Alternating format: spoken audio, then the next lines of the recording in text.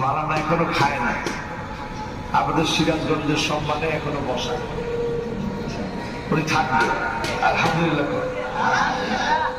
এরকম মালানাদেরকে যখন আমি পাই কাছে, আমার অত্যন্ত হৃদয় থেকে মনে হয় আমরা আপনাদেরকে কি দিতে পারতেছি জানি না, তবে এটা বিশ্বাস করি আপনারা আমাদেরকে মহব্বত করে এখানে বসাই দিয়েছেন।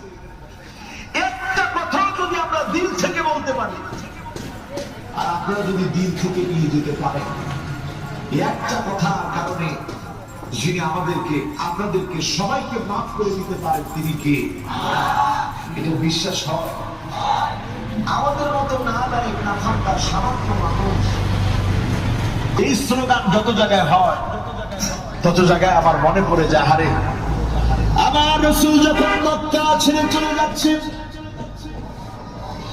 নিজের আপন ভূমি ছেড়ে কাফেরদের জুলুম সইতে না পেরে আল্লাহ পাকের অর্ডারে যখন চলে যাচ্ছেন মক্কা ছেড়ে মদিনায়, এক সপ্তাহ সময় লেগেছে।